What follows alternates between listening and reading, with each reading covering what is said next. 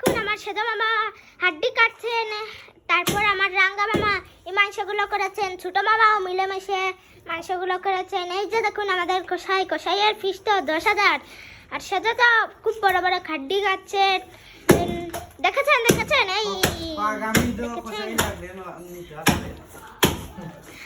আপনাদের কি আগামী কষাই লাগলে এনা কিনবেন, এনি খুব ভালো কষাই। এই যে দেখুন কষাই খুব ভালোভাবে কাটছেন, কোনো ক্ষতি হচ্ছে না আমাদের। গাইস আপনাদেরকে কষাইয়ের মুখটা দেখা,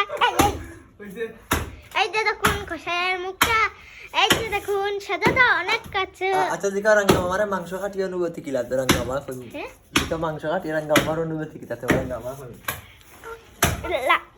মাংস কেটে রাঙ্গা আমার অনুভূতি কি বলুন?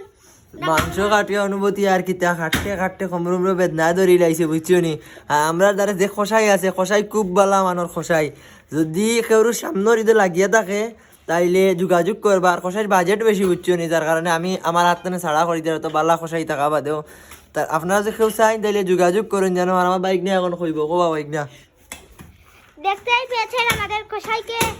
তারপর দেখুন সেদা তো অনেক হাড্ডি কেটে ফেলেছেন, কিন্তু হাড্ডি কাটার সময় মাংস ছিটে পড়ছে। এই যে দেখুন সেদার অবস্থা, তারপরে এই যে দেখুন কষাইয়ের অবস্থা, এই যে দেখুন রাঙ্গার অবস্থা, শরীরে রক্ত লাগা, শরীরে রক্ত। আর আমরা কুরবানিতে অনেক বড় গরু কেটেছি।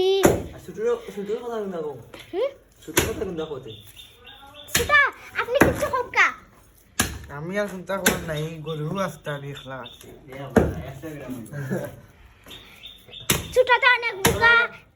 হ্যালো, আপনারা কিছু মনে করবেন না, ছোট তো পাগল, এর জন্য এরকম করেন আপনার। আল্লাহ হাফেজ।